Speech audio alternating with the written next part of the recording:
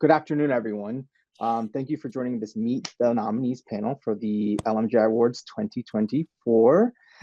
We are going to be discussing the period features films and the commercials categories today. And so we have a fantastic panel of location managers here who have dedicated their time today on a Sunday to speak with all of you. So this is one of four panels. This is the last panel. It's the only one I'll be moderating, so I'm very excited to be a part of this discussion. So before we get things going, I just wanted to tell you a little bit about the Location Managers Guild. For those who do not know, the LMGI is a nonprofit whose sole reason for existence is to unite location professionals and to promote awareness of our role in the motion picture, television, commercial, and print production industries. We do that through a variety of educational programs and public relations and marketing efforts, including the LMGI Awards, which we're here for, and the Compass Magazine. The Compass Magazine features amazing photography from some of our members and non-members and articles about, and in many cases written by, working location pros all over the world. Location managers receive the magazine quarterly. It's a fantastic magazine. It comes in hard copy. I keep all of mine in a special place. It's a really great benefit and bonus to those. There we go. So if you're interested in joining the LMGI and you're a location manager, or you're interested in volunteering or putting on an educational program or any other kind of program, please let us know. You can go to locationmanagers.org and get more information on how you can volunteer or participate. I'd like to start with some questions to really help set the scene for the rest of this discussion with you all by asking a couple of foundational questions about what you do.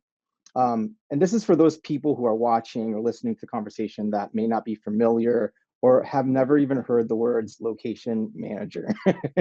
So can you give me your best explanation for who and what is a location manager and how they contribute to a film production?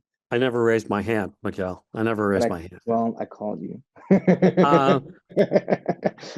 Well, I guess I consider myself, or considered myself, now that I'm retired, I don't do this anymore, but I consider location managers as a key part of the production team, along with the director, producer, cinematographer, production designer. Key to the success of a film. Key to the look of the film. We start out mostly in an artistic mode, and typically our role changes as the production proceeds to more logistical, but always creative. Up until the end of virtually every film I worked on, we're finding new locations. When Marvel throws out the third act a month before the end of the film, you have to scout 12 new locations. When Martin Scorsese says, I don't want this, I want that, we're always continuing in an artistic mode. I think our role has changed, certainly in the 35 or 40 years that location managers have been around. We still aren't accepted, I think, by a lot of people in the industry for what our role is, or appreciated for what our role is. Yeah. And that's I think the most important thing that the Guild does, is to try to raise the level of awareness of who we are and what we do. That actually kind of leads me into a question I had about what importance do you attribute to the role of location manager? Dennis, go ahead. All right. And just to clarify, what makes it special, or yeah, what importance do you attribute? What level of importance do you attribute to the role of a location manager on a production? I put it very high, kind of following what Mike said there. I look at us as like the glue. We're tying everybody together. When we get into the logistics side, we're still communicating and tying everybody together, make sure the prep crews are doing what they need to do. If you go from, you're always kind of ahead and behind. And so the process is, it's never very linear. It's always just kind of a circular motion to me. And a lot of people rely on us. Other departments rely on us to help them achieve their goals. I look at us as like a service part of the show too. We have to cater to a lot of the wants and desires and fulfilling those needs. whether they are creative or logistical. But both are challenging in their own right sometimes. For those who have worked in maybe other regions, how does this role differ from maybe what we're used to here in the US? Well, how does it differ from working in the US? I mean, Yeah. I've never worked in the US, so I don't Well, know how does it exactly. function for But you then? Yeah. How does it function? How does the role function for you in the UK? yeah, I mean, like the Dennis was saying, we're a service department, so we work with all the different departments, and our job is to basically facilitate everyone else so that when they arrive on set to do their work, that like we put everything in place for them and sort of like created a stage for them to walk into where there's nothing that's going to impede them from being able to focus on what they need to focus on. Mm-hmm. I definitely agree with that.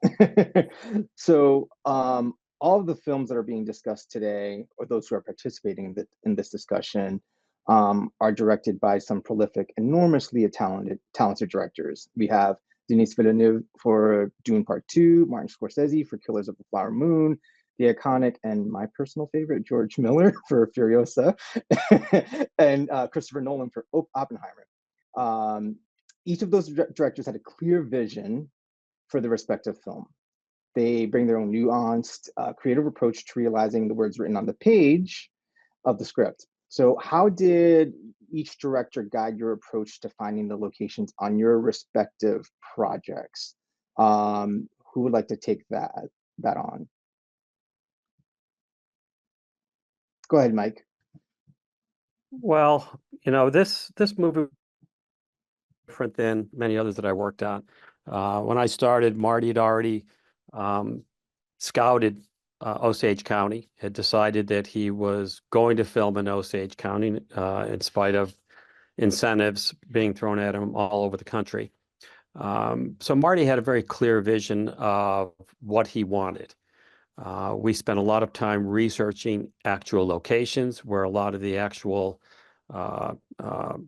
people in the film lived and worked, their ranches, their homes, and in doing so, we shifted direction. The movie started with a different designer, and during COVID or after COVID, we changed to a different designer, a new designer, and his vision was different than the original one. And so he urged us and forced us actually to do a lot of research, courthouse research and library research and museum research.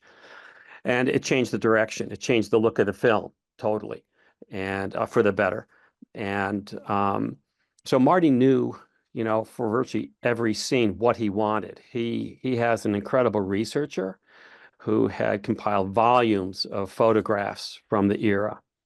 So we went back to a number of those actual locations, the Masonic Hall, a couple of the streets in Fairfax, certainly downtown Pawhuska. So we tried to hone in as much as possible on real locations. And we went to a number of the real locations to film, and where we couldn't, we tried to recreate them as accurately as we can. And there were many times when I'd go with a designer to see Marty, and Marty would look at the location photo and he'd pull out his research and say, "No, I want this." And so we, continue to dig and dig and dig. So what we all saw in the film, I think, very, very closely mimicked the actual locations where a lot of these events occurred. I mean, we found locations where some people were actually murdered, actual, Wow. houses and fields and locations. It was really sort of crazy to do that. So with Marty's research and his knowledge of the story and him spending so much time with dozens and dozens and dozens of Osage, many of whom had family members killed, he was able to really hone in on what he wanted and direct us to find those locations or locations that actually mimic them. Mm-hmm. Thank you, Mike, for that. Is there anyone else who would like to share kind of how the director guided them through this process? Jeremy, go ahead. Well, mainly just because you're a big George fan, but Thank you. but the good news is he's as awesome as you could ever imagine. He's That's good to hear. he knows what he wants, but he's like a genuine collaborator. So he's open, he knows what he wants, but then you can go show him stuff like, oh, that's fantastic, and he'll tweak things a little bit.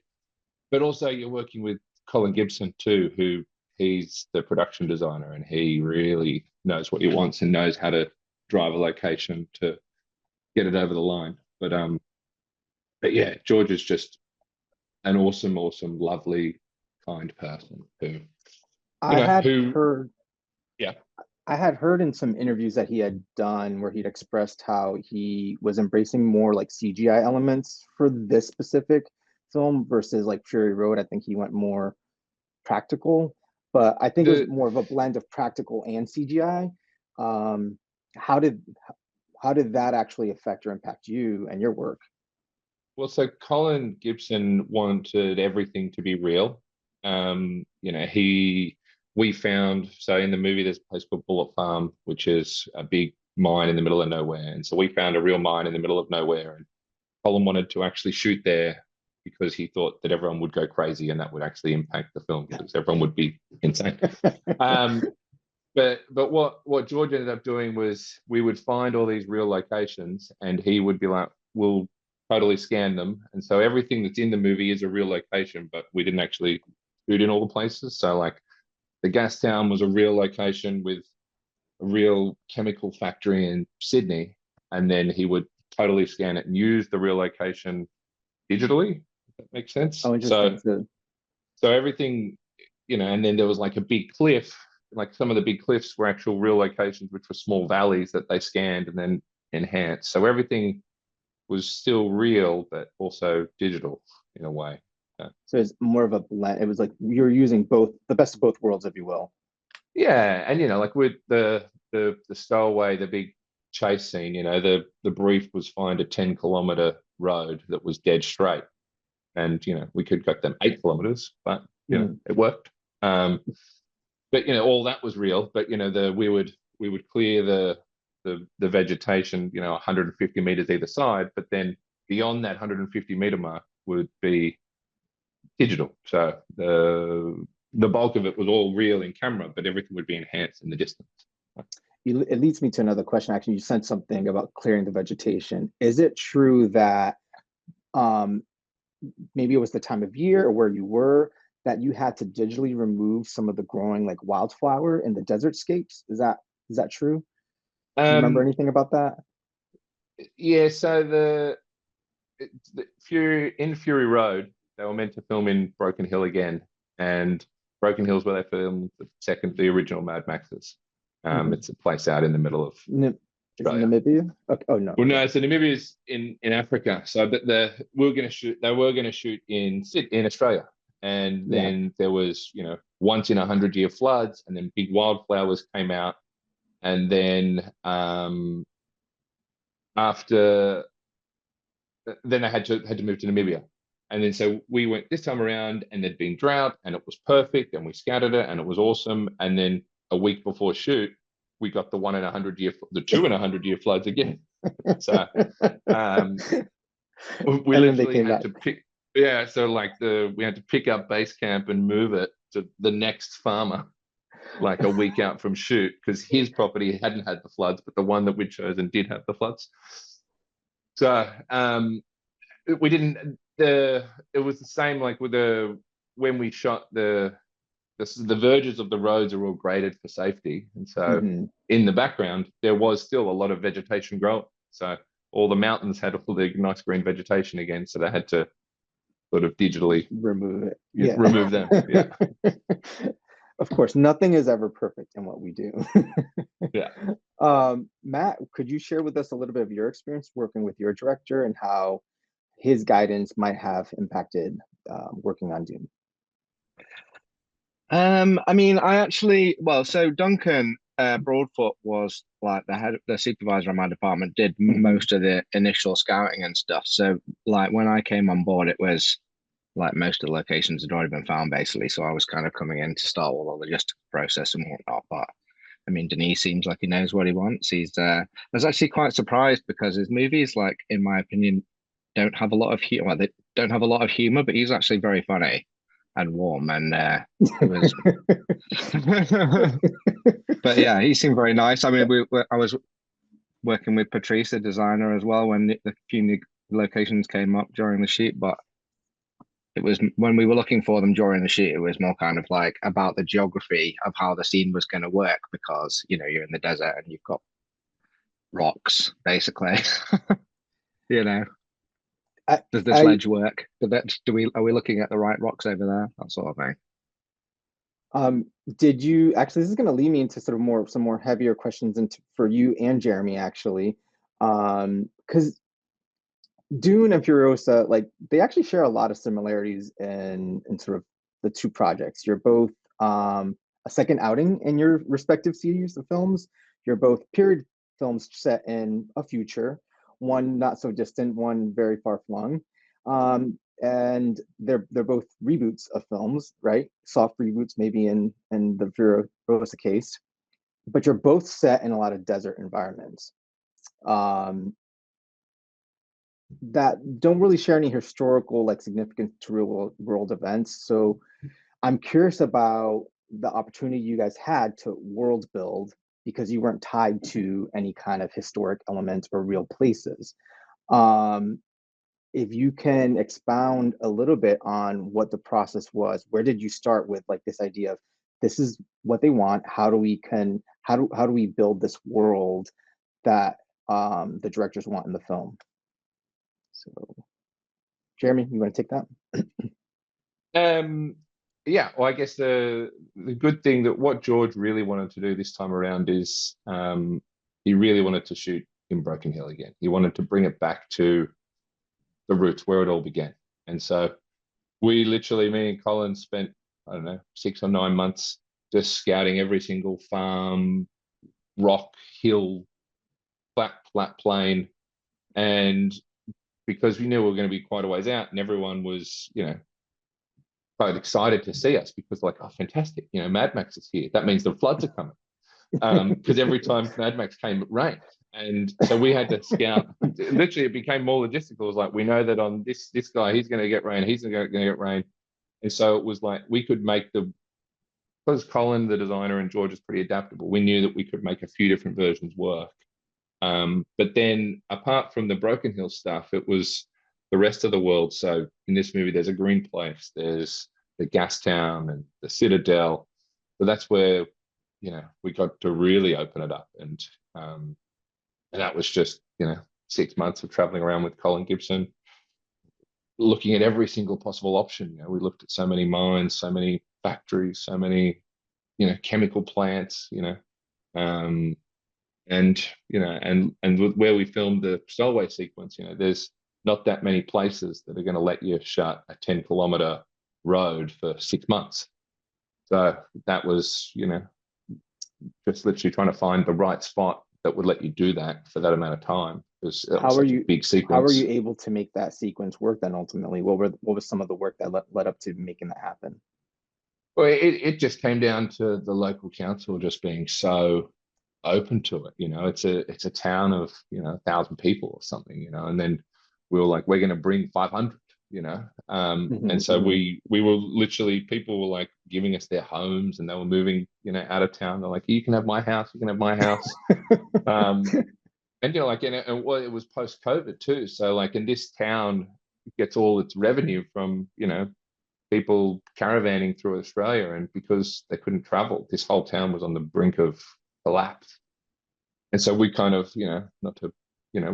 Colin and I were just so, like, they were like, oh, we can just do it digitally, but we sort of, everyone stuck to their guns and said, no, let's do it real. And it sort of revived this whole town. Like, I know that one day that the vehicles department went into the tire shop and said, I want to buy all of your tires, all of them.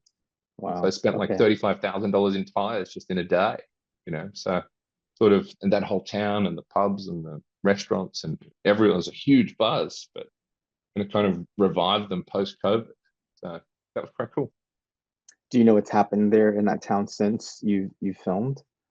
Yeah, well, the kind of equalizes. They literally went into a bit of depression, because it was like like all the location stuff. It's like the circus arrives, and then literally overnight we're gone.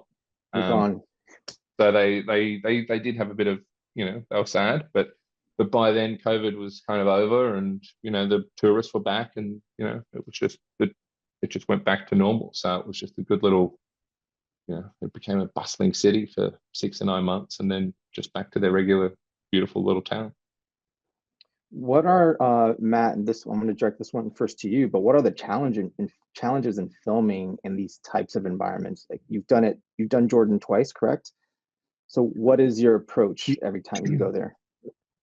What are the second time around. challenges? Well, so I mean, you're in the desert, so it's quite, obviously there's a danger in being in the desert. You've got to make sure everyone's hydrated and all that, but also it's quite easy to get lost in Wadi Rum. So like the bit of Jordan that people film in is this place called Wadi Rum. It's like a sort of national park where they have all these amazing mountains that look like sort of melting rock and whatnot. And it's vast. And we've got like 20 different locations dotted around the desert that, it's quite easy to get lost. So we kind of set up this system where we made like ski routes. So like when you go skiing, whatever, there'll be like different colored routes down the mountains or whatever. So we did a similar sort of thing where we would kind of like make these routes through the desert, and then we would kind of like bang stakes into the ground that we would paint different colors, and then everyone was issued with these maps that would have all these routes through the desert. And then you could kind of, but then what would happen is the Bedouins would come along and steal the wood to burn. So we would constantly be having to them.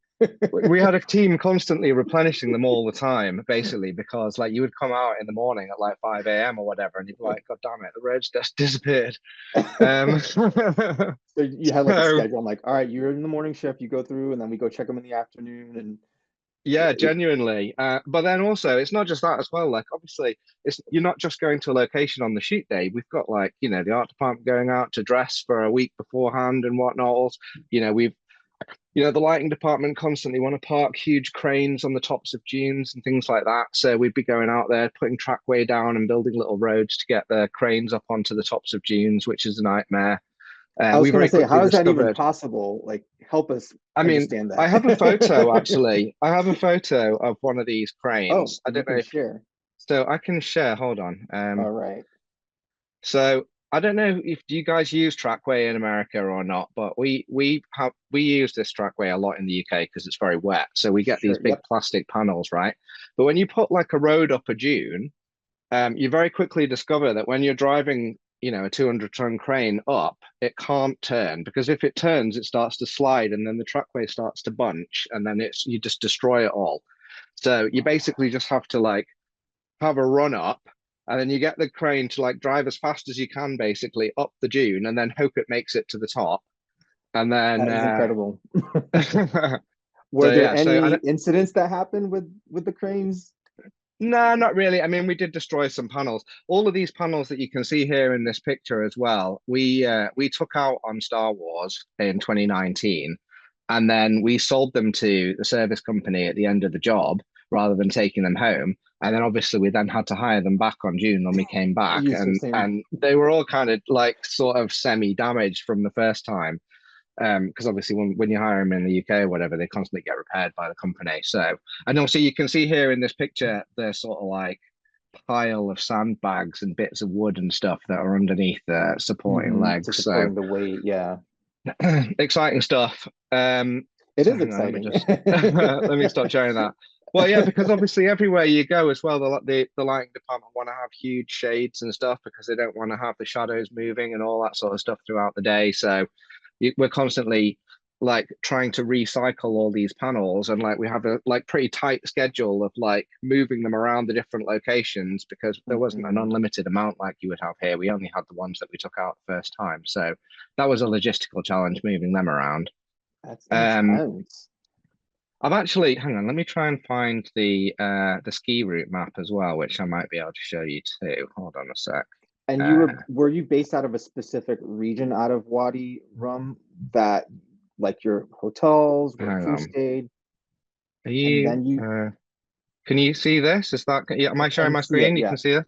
All right, so this is like the service pack that I did. I haven't done a lot of prep, but I just pulled the service pack out. So when the whole crew flew out to Jordan, I'd made this sort of pack that had, like, so this is a map of Jordan that showed where all our locations are. And then this is the map of Wadi Rum that showed all our locations with all like the coordinates and stuff. Because obviously there's no signs and stuff, so everyone's using coordinates. There's no phone signal, so we had to pay a company to come out and put like mobile phone masts and stuff all around the desert, and then then we had to power them and put security on them and whatnot. So what was I going to do? I was going to show you the ski route map. The ski route, yeah. Here we go. So this is the ski route map for Shakriya, which is in the sort of central bit of Wadi Rum. So you can sort of see here the different colored routes and then the different locations. And then obviously the other thing is as well, when you're in the desert, you have to kind of give nicknames to the locations, because you can't just be like that rock, So for example, this is Mushroom Rock for obvious reasons. So you would try to find like some sort of visual signifier. So you can see here like my sort of service plan for Mushroom Rock and where the trackway is going to go. And then this is all quite basic. I did refine these as we went through the shoot, but this was just for their sort of first round. Yeah, so and all of these rocks kind of like that's an incredible amount of work. Yeah, so this is like 80 pages long, this document. So this is like the hidden cave where the nukes were. And anyway, so you can see the sort of lengths we go to, because the crew, when they fly, I mean, we've been out for months by this point setting all this up, but when the crew arrive, they obviously don't know anything. So you have to kind of hold their hand as much as possible. Because you don't want driving off and getting lost, and then it's dangerous. The desert, there's like snakes and scorpions and all sorts of stuff. So I can only imagine. People are asking if you can share that document. I don't want to promise anything to anyone. I think technically that document's owned by Legendary, so I'm not sure I can. But you guys got a view of it, so there you go. Now you know what you have to meet. So, Jeremy, how was it for you in working in sort of desertscape environments? Like, how did you guys manage them? Pretty much a very similar way. You have to come up with the nicknames and all sorts of different things. And I do like the different colored ski route maps, which I will be stealing. Thank you very much. But no, it is much the same. But we just had signs with the names of the different paddocks and the different areas. But we had the outback desert, and then we had sand dunes, but not as ours was very much easier. We just you arrive at the dunes and you're there. But our one was more out in the kind of the outback, you guys would say. But yeah, no, it was fine. We had the same a similar trackway system to get through, and we used this other product where you almost end up clipping them all together and filling it with road base to make another sort of road. But you get very used to all that sort of road building stuff in sand. It's tricky. There's a question from John Johnson, which actually kind of connects with a question I had. Places like Wadi Rum and the areas that you were in, Jeremy, and even for you, Dennis, like some of these are protected areas. Mike, you might even have some of the protected areas where you're at. How did you get permission to film in some of these protected areas? And I think this is what I think all of you have probably areas where you had to get permission from certain people.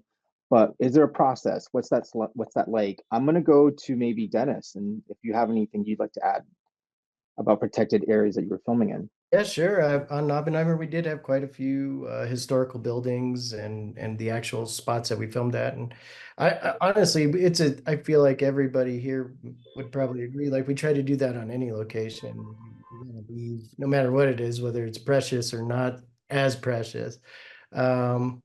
I think that's part of the fun of the job too, though, is that I look at what we do as not the norm. How do we get to do not the normal thing in your protected area? And that's part of the creativity of it. What are the solutions for it? Depending on what the problem is, there could be any number of them. Or how do you avoid it altogether?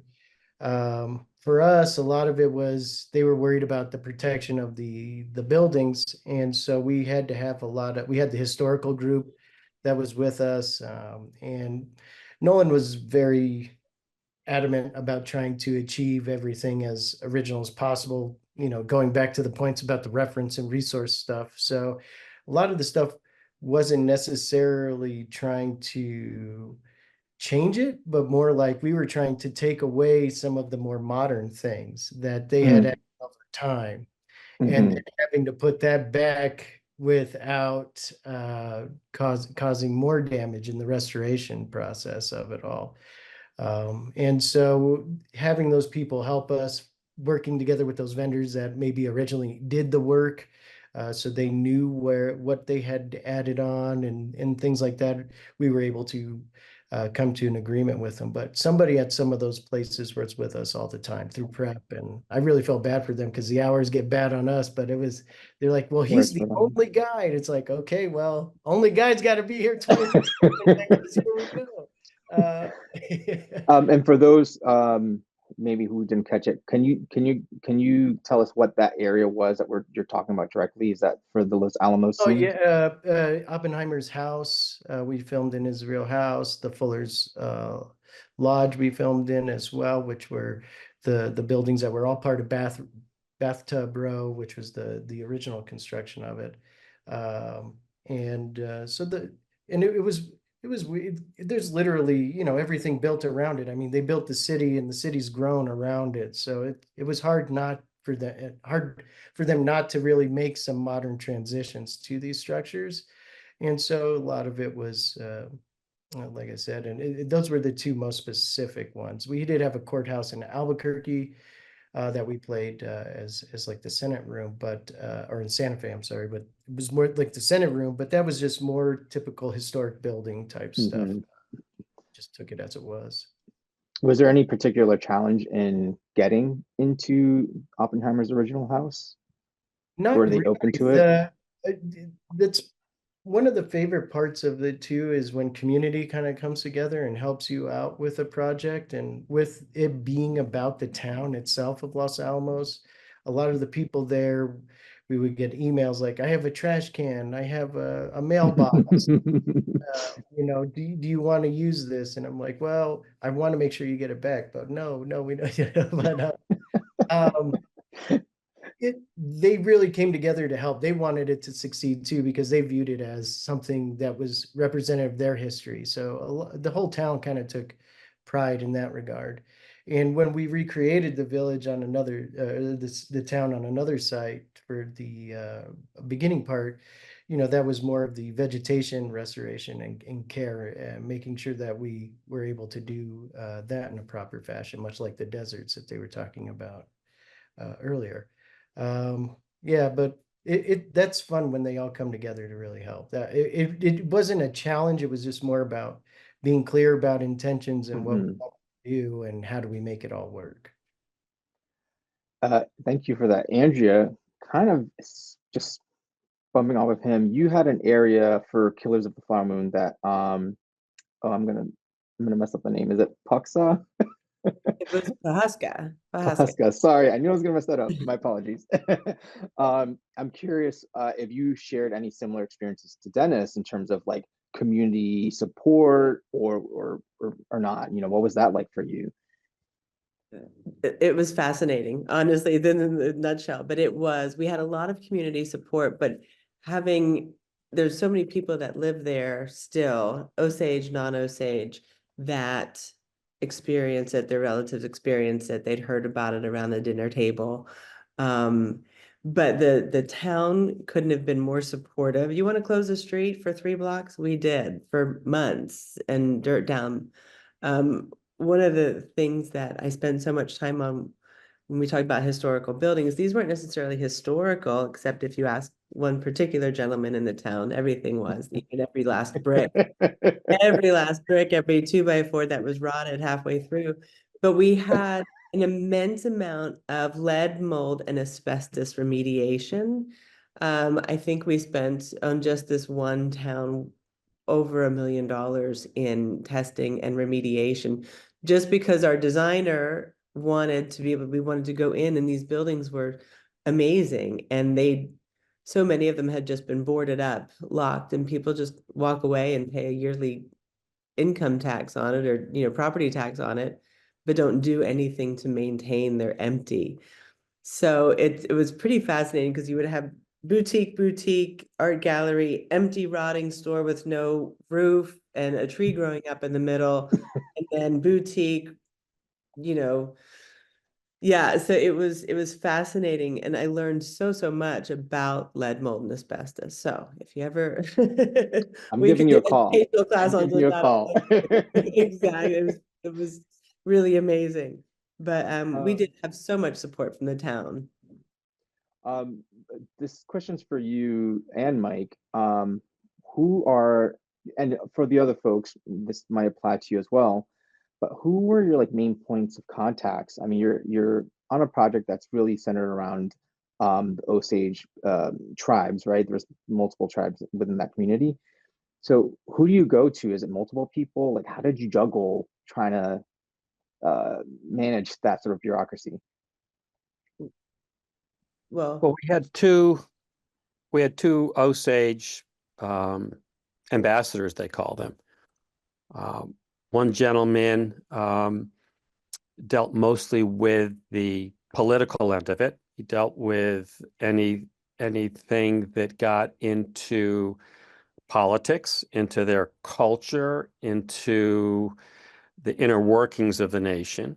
And then we had a woman who dealt more with the logistical aspects. Hey, who do I get a hold of to get access to this building or that building? There was a little bit of overlap.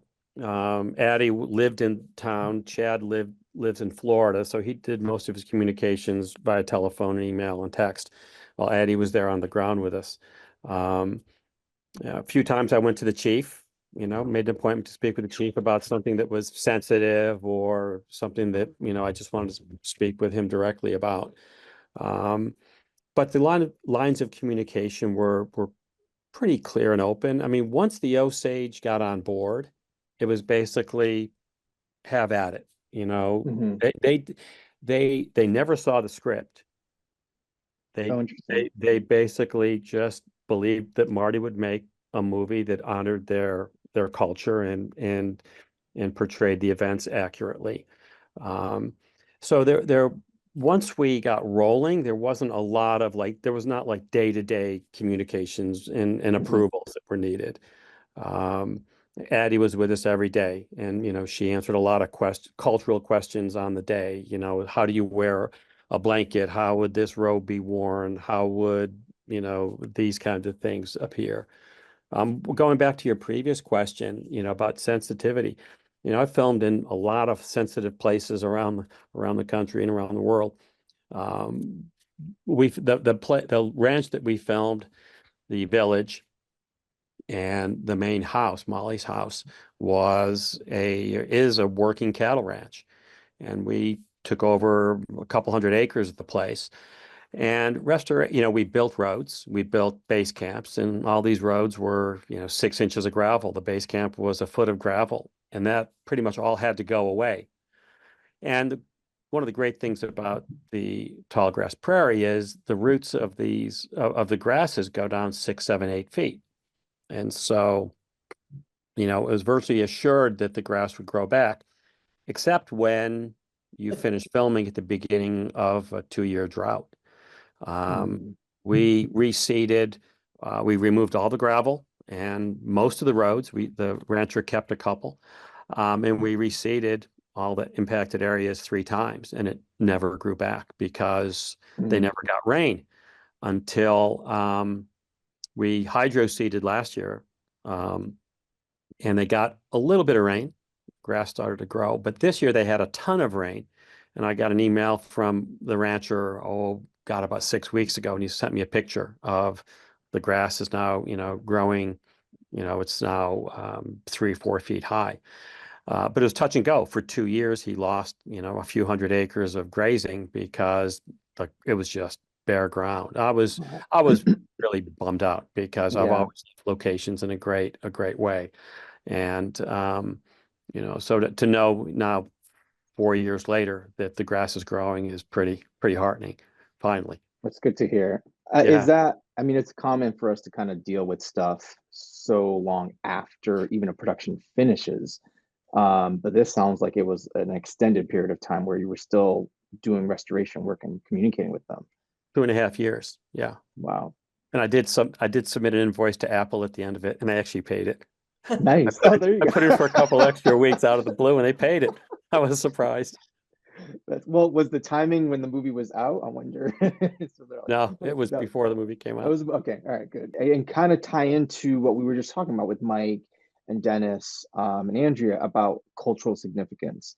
In any of the spaces that you were in, was there any cultural significance to those areas? And how did you work with the local community or local government to protect those spaces? Like what was the lead up to it and what was the follow through on that? Me? For Matt, sorry. Matt? For me? Yeah. Oh, okay. Oh, well, like, so, so Wadi Rum is a World Heritage Site, and everything in it is protected. So,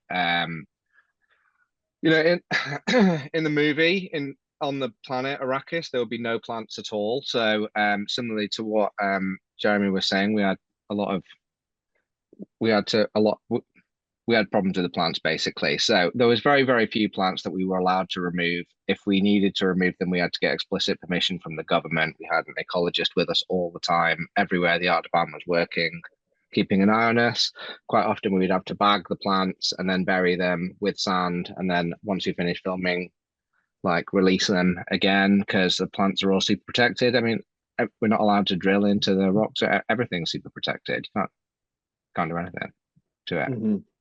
But not that we would want to either, you know. Of course. But But I mean, like in terms of getting the permission, like, well, the service company got the permission for us. Like Fuad, who owns the service company, Zaman, has friends in the government in Jordan and whatnot. So we wouldn't have been able to do it without his connections and his, you know, his political influence and all that sort of stuff. So they were absolutely instrumental.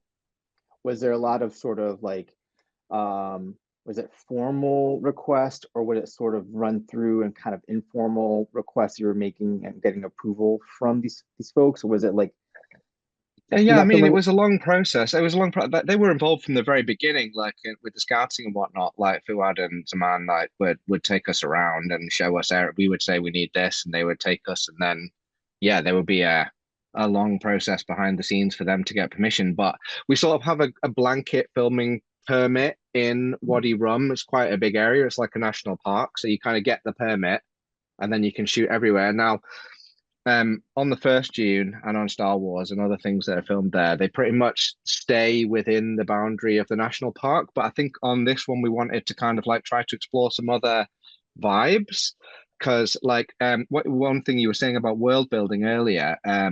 So in the part 2 of Dune, which I assume you've all seen it. So there's a whole element to the story where they go into the southern hemisphere of the planet.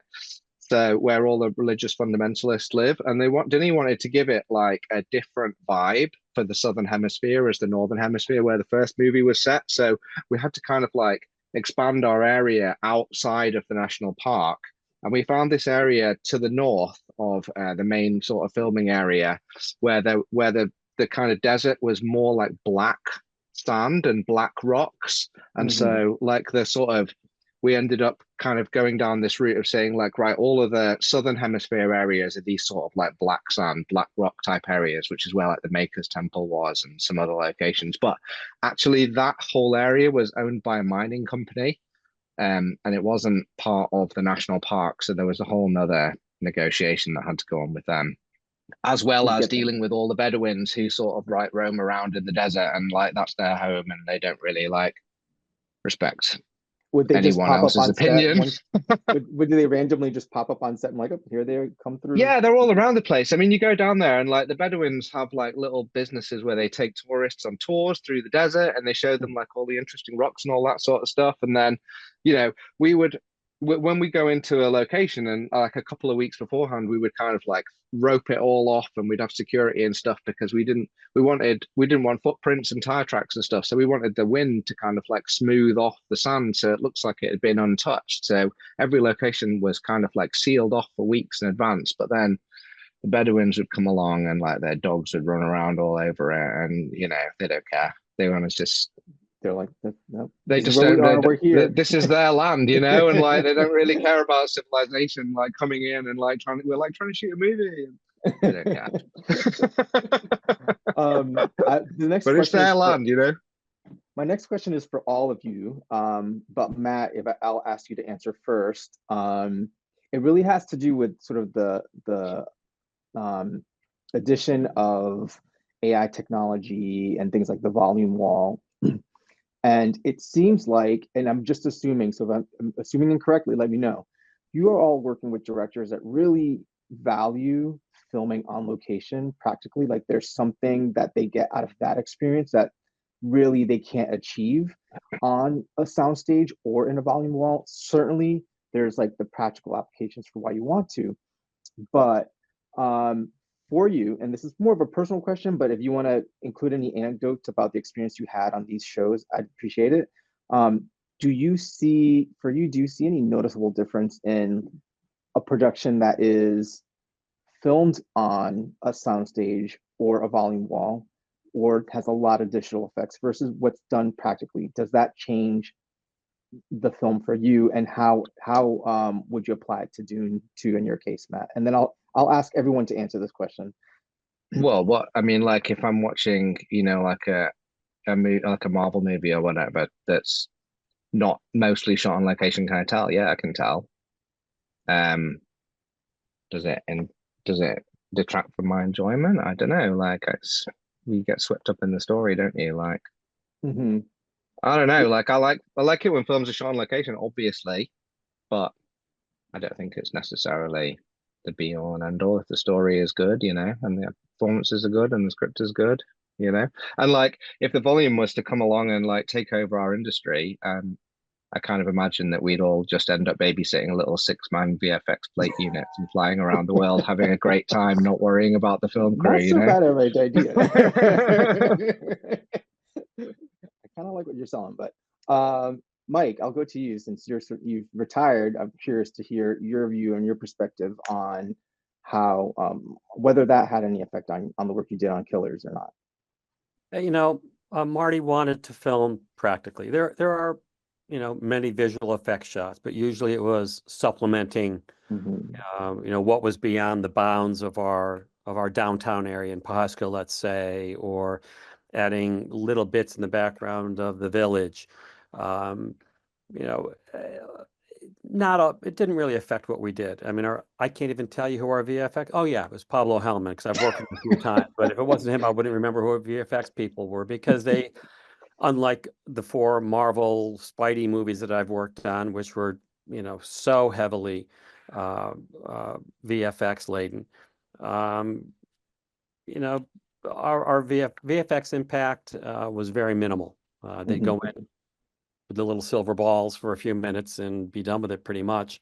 Mm-hmm. So it didn't really affect us very much. And I don't see Martin Scorsese, you know, going to a virtual wall anytime soon.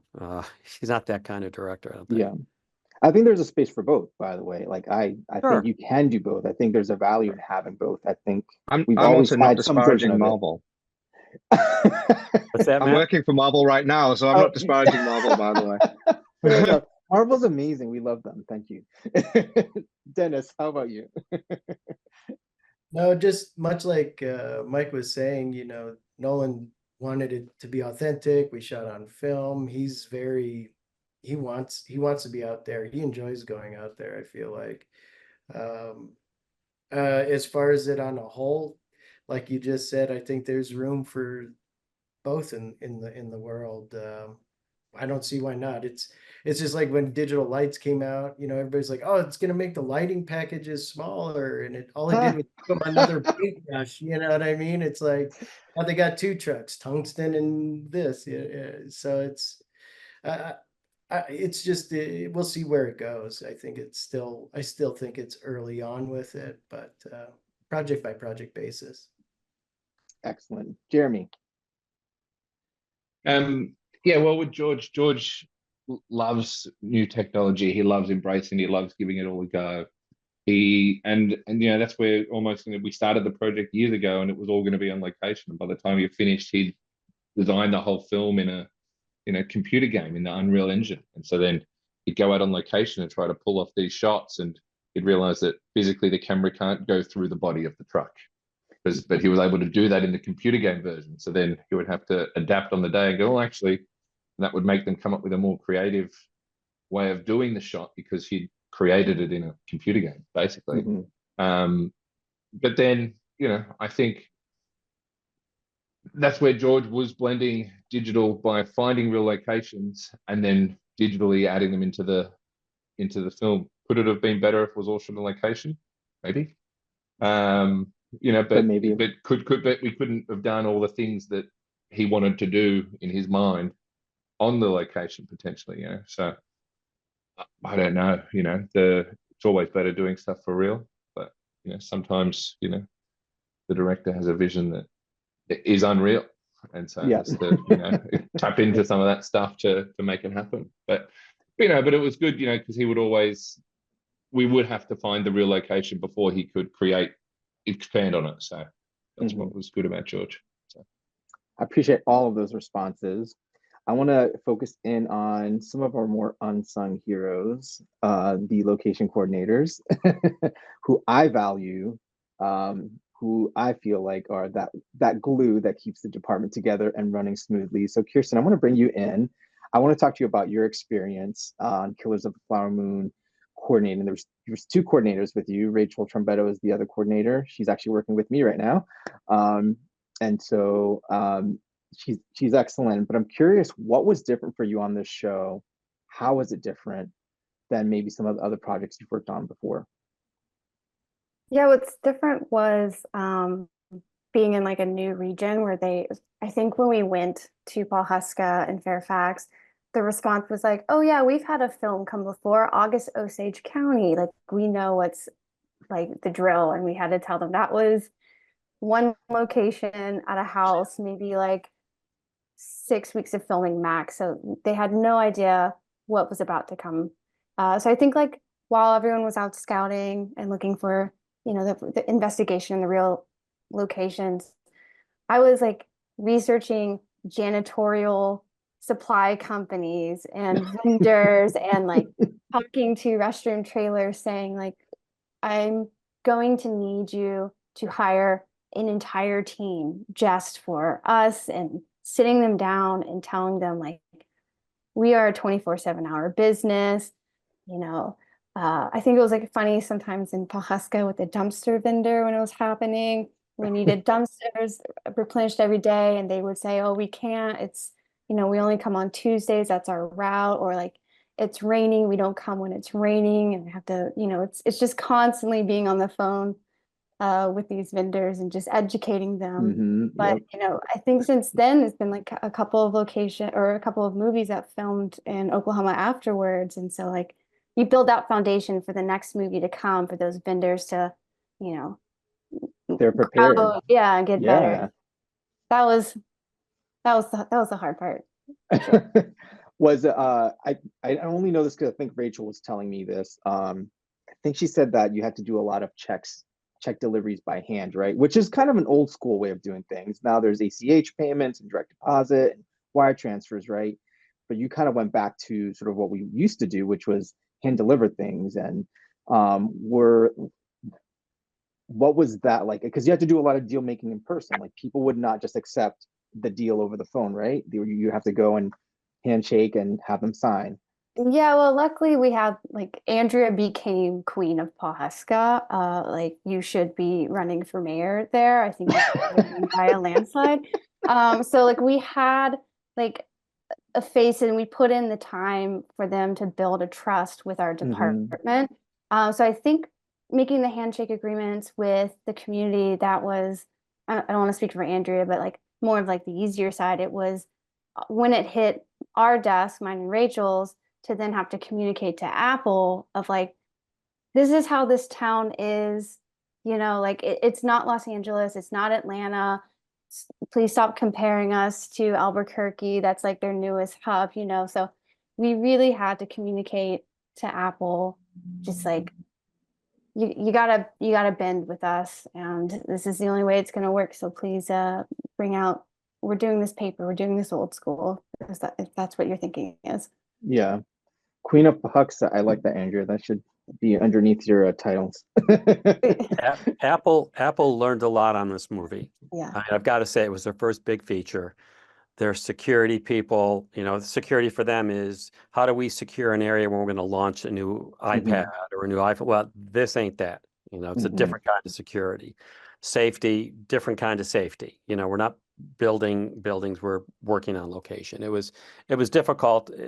Sometimes it's difficult working with Apple, as it was working with the few adversaries that we had in the community. And Kirsten spent hours on the phone with those folks, much to her chagrin. Andrea as well. It was a struggle. It was a struggle. Go ahead, Andrea. Oh, it was also their first feature film, and they are a tech company. They're not, or weren't, in, what is this now, 4 years ago, it feels, they weren't a film company. And the education of Apple is, I think, what would the behind the scenes title would be for that movie. And we would have been lost without the unsung hero of Kirsten and Rachel. Please tell me. Totally. We're Totally. singing your song, Kirsten Totally. and Rachel. Totally. I mean, just the fact that we had to have 2 location coordinators speaks rare. volumes about the kind of film that it was. It was in my 30 years of doing this was by far the most challenging on many levels. Challenging certainly within our own production, between our art department, our production department. It was like this a lot. And is there a gratifying element to that after the fact, though, knowing how challenging it was and that you did complete it? It was gratifying to know that I survived the film and my crew survived the film. And I've actually got a screen grab of a Zoom call early on in just before we started filming. And at the end of the film, I took a copy of the screen grab and I X'd out the people who didn't survive the production. And about, I think it was 27% of the people on that first call didn't make it to the end of the movie for various reasons. Wow. Is being a location manager a one size fits all situations? Or are we more like chameleons, changing and adapting to our environments, ultimately always learning and growing? Matt. I think that's what I like about being a location manager, is that, like, every project that you go on to and every location that you go into has different challenges, and you always have to try to figure out new things and learn new things. And absolutely, like, you've got to be open to any challenge, don't you? In my opinion. Jeremy? Yeah, 100%. And it changes all the time. Like, one time you're scouting the desert, then I've got a movie coming up that's set in space, and then while I'm working on a office drama, like, you have to be able to adapt and change your thinking, and go, oh, I wonder what 100 years down the track looks like, and it may seem easy when it's like the office drama, but the office drama has its own different set of challenges. So yeah, and and that's the thing, and they're all very different, and and it feels like, oh, I'm just taking the easy office drama, but they're just as tricky as shooting in space. Right. Yep. Dennis. Well, I agree with what they've said. I think the more adaptable you are, the better it is. It's just our everyday job. It's you can anticipate so much, and they're gonna throw a curveball, and it's hard to be ready for everything. But I think that's what we specialize in, is being able to manage that anticipation of hitting a curveball. And no situation's the same, but they have similar things that you can draw upon and help build off of for this new one that you're looking at. Bringing it on to the next experience. Andrea, I'll give it to you, and then Mike, I'll give you the last word.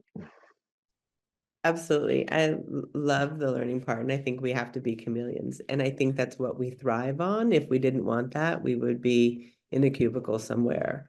So the learning, the adapting, the growing. And you're right, it could be a small little, seemingly a small little rom-com or office drama or a Marvel project where you're blowing up the White House. And it's different and it's awesome every time. And you knew people, the ingredients are different. The soup's going to be different. Hopefully it tastes good. Thank you, Mike. You know, there's all kinds of location managers, and some some specialize. They only do TV, or they only do features. They only do this. They only do that. I think the most successful ones, though, are able to adapt. I mean, there's a reason that some folks, and I know location managers say, I would never do a feature film. I would never do a feature film. How do you guys deal with 90 locations in 60 days? And, you know, I'd rather do my TV show where we're out 3 days out of 8 every other week kind of thing. But I think those of us that love doing, you know, big features, challenging features, certainly are more adaptable, more willing to take risks, more able to take risks, and love the challenge. I mean, that was the best part of the job for me was, what do you mean we can't do that? Oh, let me show you how we can do that. Let me show you how we can do that. And then you have to figure out how the hell you're going to do it. You can't tell a location manager no. That's like asking them to work harder. Yeah. Well, thank you so much, you all. I really appreciate it. Thank you for sharing this discussion and conversation with me and the rest of the attendees. I hope that you all learned something from these folks. I'm going to be passing this off to Bill Williams. He will be moderating the portion of this call focused on the commercials. Hey guys, my name is Bill Williams. I'm a location manager. I got 20 years experience, but all I do is commercials. I can't do the feature thing, short attention span. I'm approaching 700 commercials. It's most of the stuff you guys fast forward through, you know, but these commercials, I'm not fast forwarding through. These are international epic commercials, and they deserve the recognition that they're getting. So, I just wanted to say that we're a little bit different. We're like, sprinters in the Olympics. We're athletes. You guys are like marathon runners, feature films. You're complete Olympic athletes, but it's two different talents. And so some of the questions I'm going to be asking are going to be very simplistic for you because you have months to take care of it. We have days to take care of it. So it's just a different situation to get things done within 5 to 10 days. And some of the stuff's pretty hard, but I really appreciate it. I'm supposed to be starting with Coca-Cola, Kathy. It's effectively a story about a man who never says yes. He's very grumpy, and all he ever says is no. And then he finds a note in a bottle, in a Coca-Cola bottle, because it's a Coca-Cola commercial, and it kind of changes his life. And the note was from a little girl who's now 40 years old, who wanted a sailboat. So the man who says no just takes it into his heart and builds her a beautiful sailboat, and then gets it over to her town. And then they invite him in for Christmas dinner, and he begins saying yes to everything. It's a wonderful, wonderful story. And Coca-Cola did it again. Just absolutely heartwarming. And I'll scoot ahead to a couple of the other. Oh, there's the. Yeah, this is the note scene.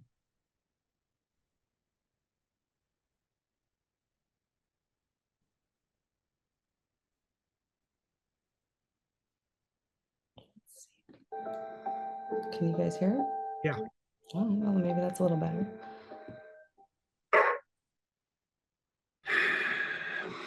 No.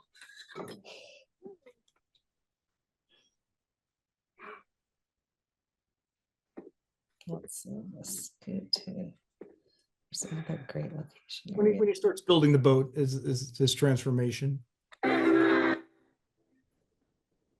Back. He's passing his hometown. He says no to everybody, but he has the sailboat with him. With no reindeer or sleigh, dog and boat had to do, and over the waves from their island they flew.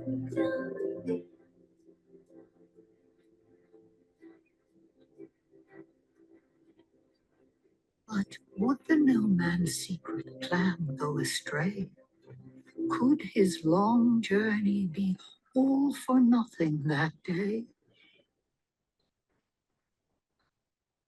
He steeled himself, then he knocked on the door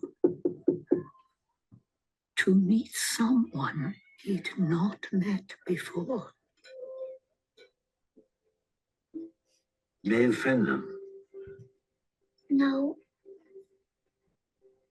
That's my mom. Mom! Who's at the door, Catherine? I don't know.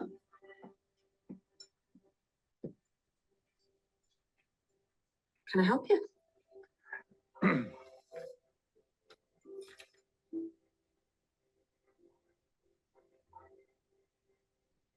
Dear Santa, I hope you get this message soon.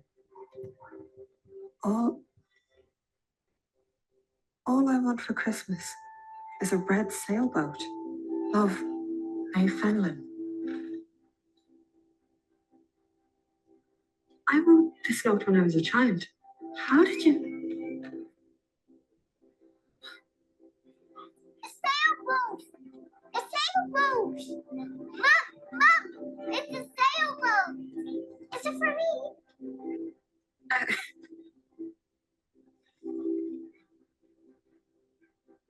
Yes, love.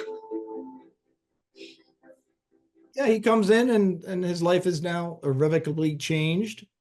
And he starts saying yes to everything, including friends and family. So, Kathy, my first question is, was it always supposed to be Ireland, or did you search out other areas? So yes, it was supposed to be in Ireland, and it was supposed to be in a little island in the Atlantic, west coast of Ireland, which is actually where I am now, which is why we've got really poor Wi-Fi here.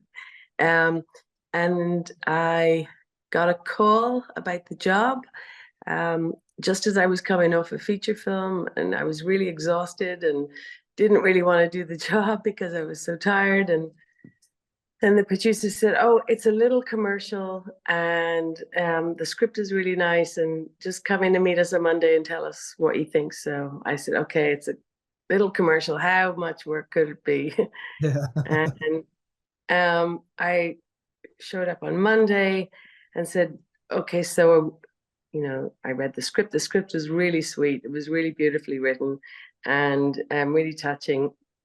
And they said, "Well, we don't have the money to do it in the west of Ireland, so we need to do it all in Dublin, or in and around Dublin, Wicklow, which is where our crew is based, without having to do overnights." And that was all that they could manage with the budget, which is kind of hard to tell people that you're doing a commercial for Coca-Cola and it's low budget. But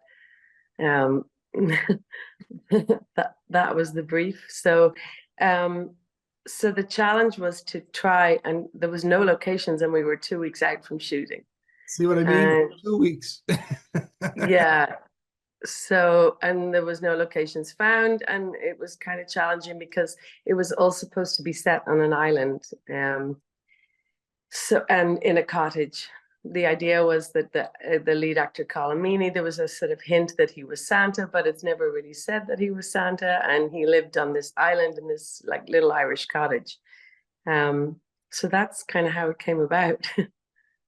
You answered my second question, is how far out did you have to travel because of normally budget limitations and also time limitations, and you found something that was close enough to Dublin where the crews didn't have to overnight.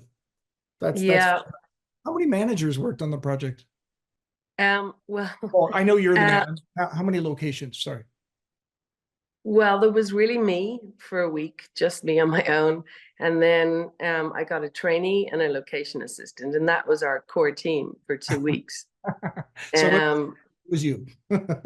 Yeah. And then, it was the whole job was like really an adventure and a bit of a challenge, as every job is, I suppose. But we found, we had a meeting with the producer, with John Schwartz. He's really a great guy to work with, and he was, really open to ideas. And he called me in on Monday and Tuesday. He said, "Look, whatever ideas you have, just put them on the table, because we've only got, a week to really solve this." And about maybe a year beforehand, I was scouting on a sci-fi for a Scandinavian movie that never ended up coming here, but I was looking for Scandinavian type buildings. And while I was on this farm, this guy who owned all these Scandinavian type buildings, he said, "Oh, we have this really beautiful original Irish cottage here. Would you like to see it?" So I'm like, "Yeah, sure." So I went to see the cottage, and it had nothing to do with the film I was scouting for. And I took some photographs, and I said, "Oh, I'm going to keep that up my sleeve because that's going to come in really handy one day." And there was an old Irish famine road through the land with beautiful stone walls and moss and really pretty. So I photographed that as well. And then when I came onto this job and I met John, I said, "I think, on day 2, I think we have the cottage." So it was just that cottage that I pulled out of, it had never been filmed in before, and it was just up my sleeve for, an emergency like this. Do you have any sort of PTSD from going from features where you have the proper amount of time to get things done to a client which is not involved in features, but the client hammer down on you saying, "We got to get this on schedule. We have 5 days till we shoot." Any kind of or nervousness about that? Well, I mean, everybody here is in the locations business, so I'm sure it's not the first time that that's happened. But yeah, it's tough because it's not only the time constraint, but then I have to go to the location owner and say, "Can we make this little shoot here?" And he's like, "Okay, yeah, well, how much have you got to offer?" And the budget's really small. And then they say, "Well, what's the story?" And I said, "Well, it's Coca-Cola." And you're trying to say that you have a small budget. So that's another challenge. But it was, and then, the whole thing is small until the trucks arrive and it's day 1, and then it's not small at all. It's actually huge because you've got big artists with all their entourage. And so, but I kind of knew a lot of the people that we were going to be dealing with. So that helped. I had already established relationships with them from a previous job that never actually happened there. But it was a wild job, and it just got wilder every day. We had no house, the little girl's house where, he builds the boat and he takes this pink boat to the little girl's house. We had no house for that. And also the pier where you see him fishing, where he finds the Coca-Cola bottle in the first place, that had to be in the west of Ireland. So there was one small little pier that I suggested we go to, and we went up there, and I'm on this bus with everybody because it's Coca-Cola. When you go on these recce's, it's just 20 other people and you don't have any locations to show them. So the producer was with me all the time, and he said, "Well, we need to find this little girl's house." And I said, "Okay, well, let's go down to this pier and I'll show you a terrace of houses and maybe one of these will work." And he's like, "Yeah, this terrace is great. Which one do you know?" So I don't know any of them. Let's just get out of the bus and knock on the door. And there's 20 people with me. And I said, "Could you just ask those guys to just stay on the bus and just let me at least knock on the door and say hello?" So that's what we did. We literally knocked on the door and said, "Hi, I'm trying to make a commercial for Coca-Cola. Would you be interested?" And it was like that the whole job. And then the morning of the shoot, I got COVID. So that's how I woke up, 5 o'clock the day before the shoot. It was the day before the shoot, feeling like terrible. And I had to call the producer and say, "Look, I have to work from home. I feel really bad." And, the short time before the shoot, everything was high speed and everything had to be done yesterday. And then another location manager came in on the morning of the morning of the shoot, and he did. It was a 3-day shoot as well. That's what 3 days. Yeah. So it was nuts. Yeah. It's fantastic. I have one last question. Was the interior of the house the same as the exterior? Yeah. So you knocked on the door and said, "I'd like to bring 100 people into your home." Yeah, in 3 both. days. And also with the cottage, that interior was the same as the exterior. And that was a really beautiful cottage from the kind of late 19th century. And it never been changed, never been altered. They kind of kept it it was really beautiful. That's wild. Well, congratulations. It was worth the effort because it's an absolute beautiful commercial. Yeah, it was nice that you guys noticed it. I'm like, wow, after just the kind of hair-raising experience of making that, it's nice it turned out so well.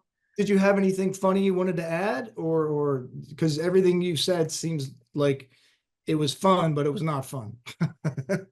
It was crazy, you know, it was really crazy. It turned out really beautiful, and the script is really beautiful, so it kind of makes it worth it when the end result is so nice. It was worth it. Thank you so very much. Thanks. All right. So I think we're going to move on to Tesla. Is that correct, Bowie? Yeah. Hi. Can you hear me? Yeah. How are you? I'm good. I'm good. So were you looking at multiple countries as well, or was it always just Iceland? No, actually, Tesla actually he spoke directly to us, and they just wanted Iceland and nothing else. Because, for example, just the vehicle itself is out of this world, Right. and been anticipating that Cybertruck since 2019, right? And yeah, so they just decided to come to Iceland and do every single thing there almost, except a couple of shots in the US. Got it. Now it's absolutely spectacular. Did you have any, like, where did you put the star trailers? Or, no, I'm kidding. How big was the crew? How big was the crew that was out? The crew itself was actually very tiny. I think in total, with everyone that was traveling in from Tesla, the production crew from Tesla, I think in total we were about, I would say, 18 people in total. Well, did you have any environmental situations? Because I know that Iceland is very touchy with the environment. Working in Iceland can be extremely tricky, especially when you are driving off-road and getting vehicles in. It's a different thing when you just crew walking and actors doing something, but driving a vehicle, we had to be very selective of getting those locations where we could actually drive it legally, because off-roading is illegal in Iceland. Yes. So you always have to be driving on a road or a track from a farmer. So yeah, that was the most tricky part. But the beautiful shot that we did on top of the glacier is it's snow, it's ice, and they had made this created this track that is used for tourism to be there on the skidoos, and we basically closed that area and were able to drive with a chasing vehicle and with the Cybertruck and my Discovery. I was driving it. Yeah, so that was the main off-road driving was on a glacier, but otherwise we were finding dirt roads. We were driving in new locations where hadn't been kind of filmed many times before. Yeah, so that was the main tricky. How long did it give you for the permit process? We're extremely connected to the government and the local officials. Permitting everything took us, I would say, about 2 weeks of getting everything through. That's wonderful. Now for the really scary question: how did you guys keep it a secret having a truck in Iceland? I mean, you would think the first person that would see it would tell 10, and then it would be on Reddit, a day later. It kind of almost went there, because one of the workers at the airport kind of leaked it on Facebook without posting an image of the Cybertruck. But that was immediately stopped by just tracking him down. Iceland is a population of 370,000 people, so everybody knows everybody. So as soon as I saw this online and I was notified about it, I contacted him directly, and he withdrew his post off Facebook. Then later on, we discovered that the pilot itself, he took a selfie of him lifting the cover of the of the Cybertruck and taking a selfie of him, but that didn't travel far, and that was stopped immediately. But we kept it a secret probably about I think it was on the 11th day of filming when we were on the glacier. Got it. Because like they have this tourist trip and they're all over the glacier just driving around, and then we all agreed on, if we just allow them to see it, if they take a picture, if they snap it, if they post it on Reddit, it's fine. it's a Cybertruck on top of a glacier in Iceland, and we all, yeah, it's a good publicity. Yeah, to a certain extent, but it wrecks the Yeah. whole commercial if you have 100 people doing it. So, Yeah. so you had how many days of filming? It was 6 days of shooting, and yeah, 6 days of shooting, and then total of 12 days of traveling around Iceland. So we were basically shooting, traveling to the next location, and setting everything up. It was a very much like a run and gun, showing up, keeping the Cybertruck hidden, shoot, hide it again, and get up. Right. Well, that's absolutely fascinating. How far was the farthest location from civilization? We went all the way to the east, where you can see where he's driving with a big mountain in the background. So that's close to Höfn and Hornafjörður. So I can actually have my card here. So if you can see, like, this is Iceland. Yeah. The capital is here, and we went all the way up here. How many hours drive is that? Oh, with a whole circus. Yeah. If you're driving straight, then I would give you like 9 hours, 8 hours to drive straight. But we were shooting on the way, so we weren't that far away. Where did you sleep? That hotels. We have hotels. No, I meant the 9-hour mark out there, on a glacier. So No. We've been shooting on the way to that location anyway. Oh, so okay. It was only like 2 hours of travel each time, 3 hours. And that's the good thing about Iceland is you have so many locations close to each other without traveling too far. Absolutely. Well, I got to say, this has got to be one of the best commercials as far as automobiles go. It's just absolutely stunning. Are you ready to share it? Do you want to share it? I can share it. Yes. That's going to be lovely. Yeah, of course. I'm very proud of it.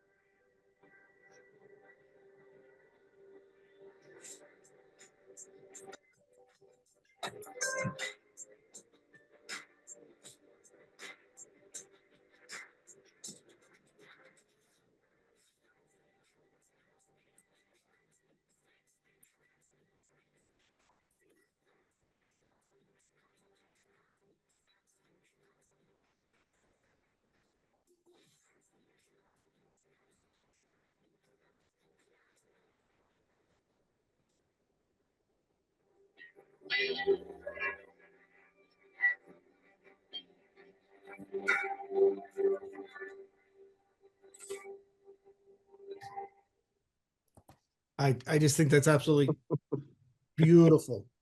Yeah. Absolutely beautiful. And I need to say that even the final shot of the sunset, we were just on ending our last like hours shooting there, and this just came out of nowhere, and everybody turned around and go like, oh my God, let's turn the camera up, move the car, face it this way. And it's, yeah, it was, you can hear it like a, what do you say, a needle drop. A pin drop, yeah. Yeah. Wow. Well, congratulations. And I'm certainly glad that you were recognized for this piece of art that you created. So with the wonderful locations. Yeah, thank you very much. I'm very honored and proud. Thank you for sharing with us too. Yeah, thank you. So this time I'm not going to mess it up. We're going to do Toyota and we're going to show with Paul, and we're going to show the video first, the commercial first. My darling granddaughter, when I was your age, I was given this camera. May it capture your big, beautiful life the way it did mine. Love, Grandma.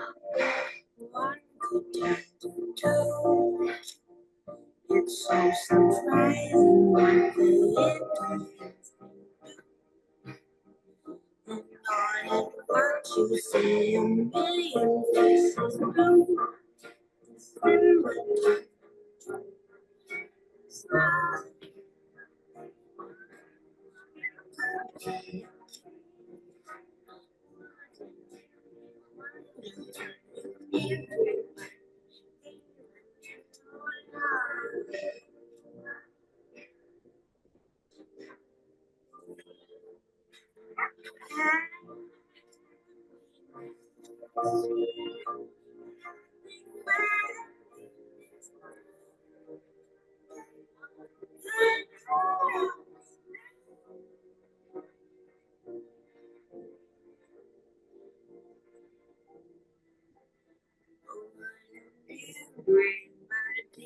Merry Christmas.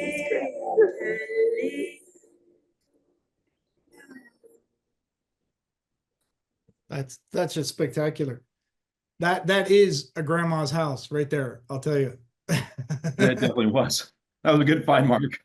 Gosh, how was it? Any of it real snow? I know there's a lot of dressing. No, it was all, did it? Because we the shot that two in, scenes. yeah, it was in August there. So August in Washington is nothing remotely close to that. So that was 100% effects on that. Wow. Well, I got to say, how many days did they give you to prep this? Because you guys traveled. Was it all in Washington? It was all in Washington. We had about 4 weeks of prep, and then a little bit of tech scout, a little bit of tweaking of the schedule and some of the locations, and then we filmed for 5 days around the state. Okay, but it was all in Washington. That's great. I mean, I was looking at trying to figure out where everything was. I found 3 of the places, but I couldn't find the other ones. So, how many well, oh no, hold on. Where to go? Oh, yeah. What's the permit process up there in Washington? Is it similar to Oregon? Everybody has municipality and bureaucracy. So some of the places that we filmed at were county roads. Some of it was state parks. Some of it was Department of Fish and Wildlife and Department of Natural Resources. The house was in the city of Seattle. Okay. And the post office was in a little town called Langley on Whidbey Island. Oh, so you had to travel to an island. Yeah. Well, I know there's a ferry, but what I mean is it big enough for trucks and everything? Oh, yeah. Oh, okay. How big was the crew? This was, for Seattle and for a commercial size crew, we were heavy on the effects days. I think those were 70-person days. Got it. Yeah, that's about what film crew sizes are going to. When you were filming, how much time did you have at each location? In other words, you only had so many days to film, and it looks like you had 12 locations. We had some company moves, for sure. One of the days we moved from Whidbey Island to a bowling alley, I think, and one of the days we moved from Seattle to like Tacoma. I don't remember the exact schedule, but we had several moves during the shoot. Got it. I love the bowling alley though. That was an adorable scene. Well, the whole commercial's absolutely beautiful, and I'm glad that you guys submitted it. If you did, or if somebody else did, thanks to them, because it's a beautiful commercial. What is one of your favorite things about the commercial that you don't get in all of your commercials that you work on?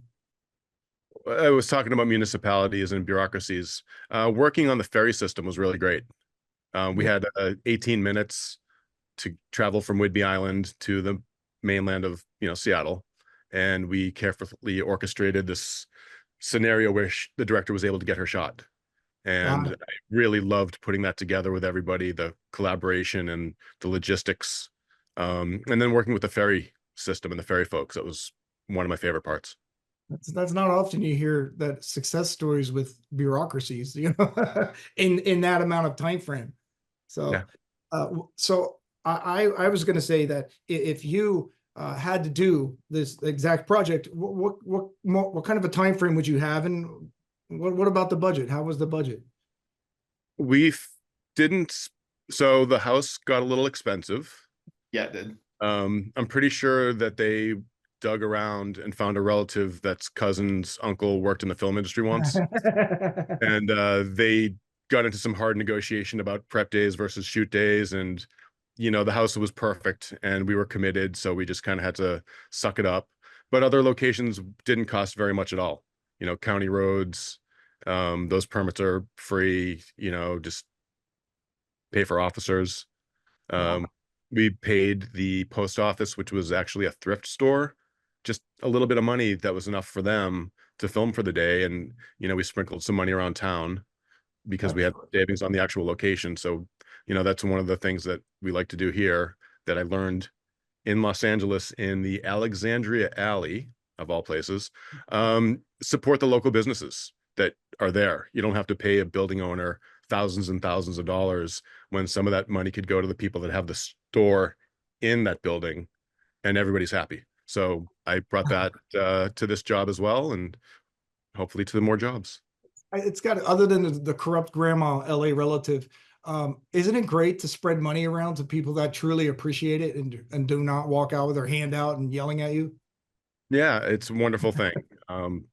We get yelled at too, people doing their hands out, but really it's just a different vibe when you can come together and come up with an easy solution and make everybody happy. And, the production company is saving tons of cash on some of these locations, and you might as well spend it in the neighborhoods with the people that are there. Well, that's exactly my theory too. It's like you only have so many locations, but there's always another production company. So that's the way I feel. I have one last question. The snow, how much of it was that you guys was practical? All up in the trees and everything? It was all special effects made with the cellulose paper and a special effects team blowing it. I think it took them a day to blow the house and set the house, and then some touch-ups in the morning. The post office was a smaller location with a little bit less snow because of the season, of course. Right. Bags and bags and bags and bags and bags of the stuff. Well, thank you so much for sharing the commercial. Do you have anything you would like to add in closing that was fun or memorable? Or Yeah, I got one. I was going to say the collaboration with Paul. Paul had we had chosen the location out in Frenchman's Coulee, which is those rocks, and there's some private property associated with the canyon that's just on the other side of it. And Paul was able to dig out the owner and let us play around with our drone on the property. So that was a big value. Yeah, that one was kind of a hard one too. Funny enough, the woman who owns this particular location, she has it out for Dave Matthews. Apparently, one of his album covers was this location, and he never got permission from her. And this is like 25 years ago. And I don't know if I should really be, well, I guess we're all in good company here, but I actually hired a private investigator to figure out who owned this land. Because this is a shell company within a shell company. And I'm like, who is this? And funny enough, I was able to get that contact, and it was, making phone calls. It was like this, much older woman. She was really happy about it. And then it had to just be like knocking on her door, like contracts the good old fashioned way and making that happen. But so it's a cool thing. But I also did want to mention one thing too that I thought was absolutely hilarious. So Toyota is known as like the most reliable vehicle on the face of the planet, and there was a whole dichotomy. I don't know if I should be sharing this, but the whole thing is that this older grandmother had this Toyota vehicle and it was reliable. When we were on set, the prototype, it didn't run. It didn't even start up. This Toyota pickup. Funny enough, I get a phone call from 3 different people as I was going to the next location. Paul, get back here. Get your butt back here as soon as possible. I'm like, what did I do? I'm trying to prep the other location. What ended up happening is that my 2015 F-150 with 250,000 miles on it was going to be put in place, and they're going to end up, put some tracking dots on it for a big wide shot. So funny enough, my old pickup here is beat up and they want to use this instead on this, you know, brand new Toyota commercial. Anyway, thought it was absolutely hilarious. They got the Toyota finally running with good old fashioned what was it, like brake cleaner or something like that on this brand new truck. Anyway, kind of funny thing you see on these car commercials. They have these prototypes, and of course it's like one of one. You know, there's no other things available for this big spend. So they only had one prototype for you. Yep, one prototype. And I think this was our first shot, first day. First shot, first day. Yep. Well, gentlemen, thank you for taking the time, and thank you for sharing the commercial, because it really was beautiful, beautifully filmed, and beautiful locations, and also a great script, very touching. Imperial Woodpecker has these touching stories, and Lisa Gunning was the director, and she really brings out the heartfelt moments, and that's why I love working with those folks. That's great. Great to work with. All right. Anything else, you two gentlemen? Just thank you guys for having this forum, and thanks for allowing us to be nominated. As always, we'd love to spend more time chatting with everyone, but everyone also has lives and work and things to do. So I appreciate everyone. Congratulations to all of the nominees. Thank you, Bill, for joining us on this call. Thank you to all the nominees. Everyone have a great Sunday. Thank you. Thank you. Thank you. Bye. Bye, y'all. Thank you.